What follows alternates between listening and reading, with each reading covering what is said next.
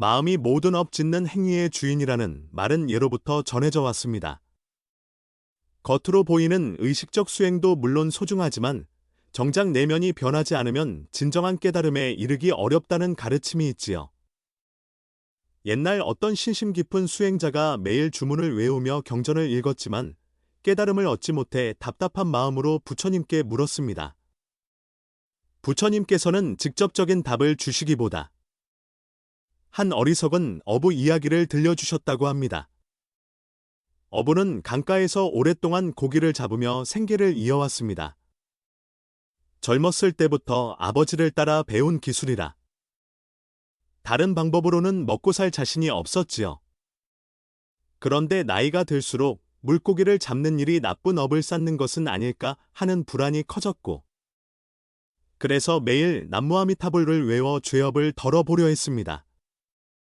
어느 날 길을 가던 스님이 이를 유심히 지켜보다가 어부에게 물었습니다.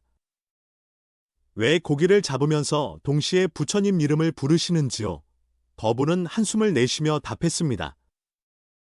저도 이 일이 좋지 않은 업이라는 걸 알지만 달리 할 줄 아는 게 없습니다.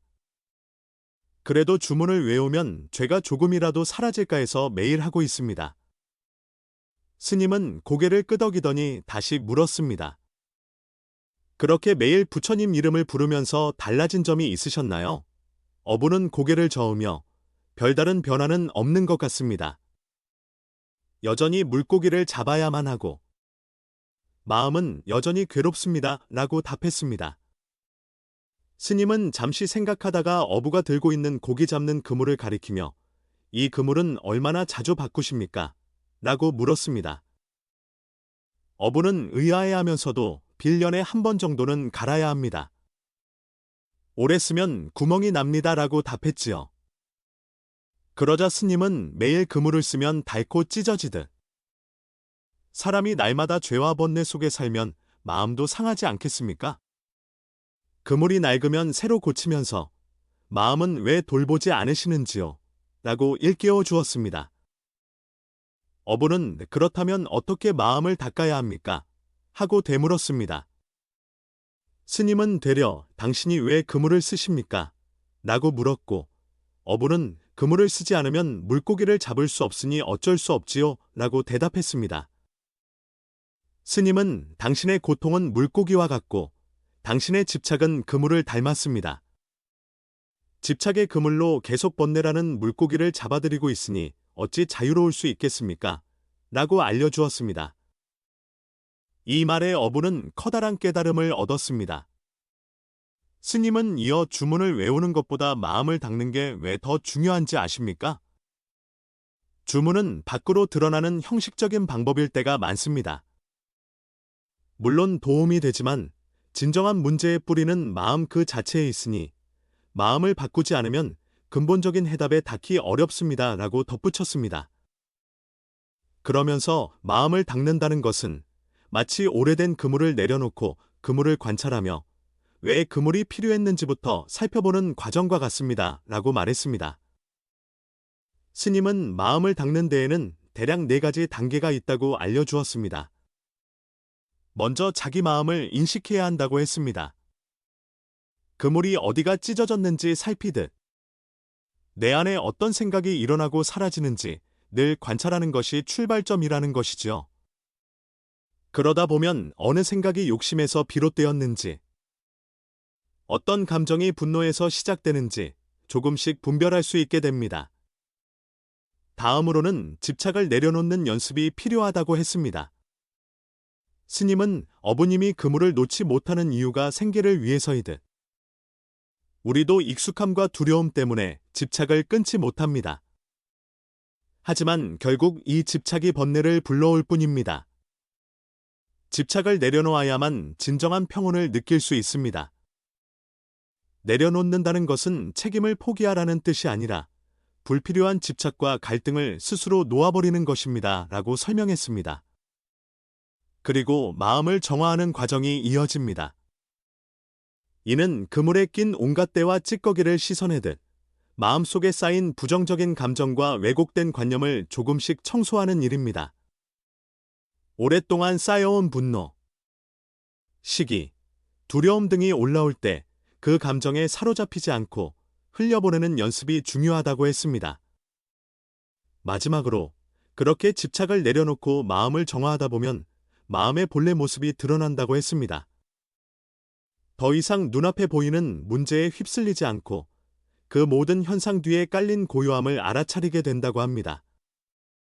그러면 물이 맑아지듯 지혜가 생기고 내면의 평온에 닿게 된다는 것이지요. 어부는 그제야 그러면 제가 평소에 외우던 주문과 마음을 닦는 것은 어떻게 다른 겁니까? 하고 물었습니다.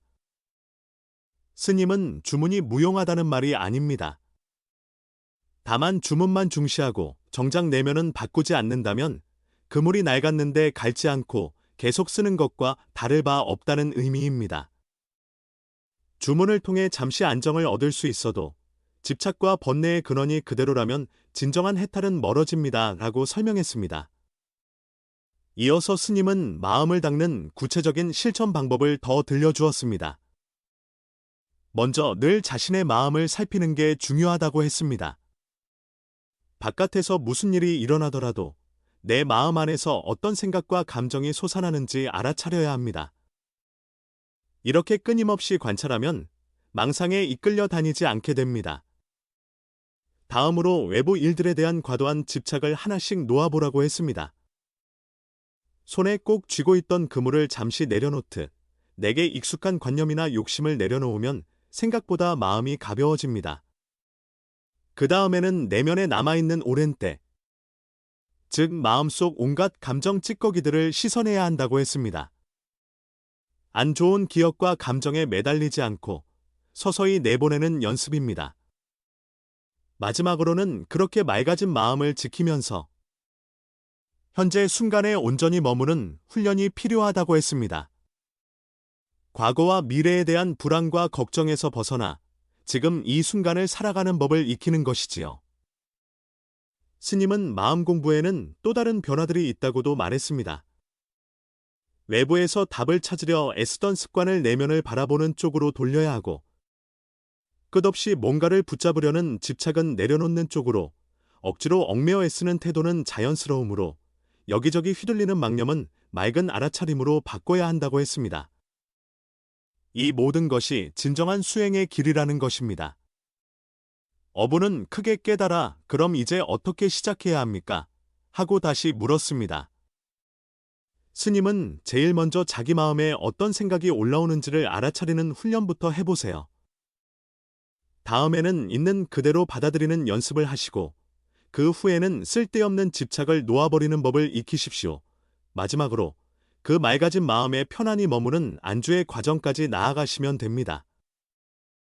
마음을 닦는다는 건 과장된 특별함이 아니라 원래 내 안에 있던 평온을 되찾는 일입니다. 라고 답했습니다. 스님은 또 마음을 닦으면 좋은 점이 많다고 했습니다. 가장 먼저 번뇌가 사라지고 지혜가 솟아나며 과거의 업장이 서서히 풀리고 결국 미래의 복덕이 커진다고 합니다. 실제로 어부는 그날 이후 주문을 외우기만 하던 습관에서 벗어나 자기 마음을 들여다보는 연습을 시작했습니다. 그러자 점차 마음이 편안해졌고 결국 더는 물고기를 잡는 일에 집착하지 않게 되어 다른 길을 찾게 되었다고 합니다. 결국 이 이야기의 요점은 수행의 핵심은 겉으로 드러나는 형식이 아니라 내면의 변화에 달려 있다는 것입니다. 주문을 외우거나 경전을 읽는 것은 소중한 방편일 수 있지만 진정으로 삶을 바꾸는 힘은 자기 마음을 들여다보고 닦아가는 데서 비롯됩니다. 그래서 부처님께서 주문을 외우는 것보다 마음을 닦는 것이 중요하다고 말씀하셨다는 뜻입니다. 내면을 변화시키지 않고서는 근본적인 문제를 해결하기 어렵고 참된 자유와 평온도 얻기 힘들기 때문입니다. 결국 진정한 해탈은 자기 마음을 바로 보는 데서 시작된다는 가르침을 전해주고 싶습니다.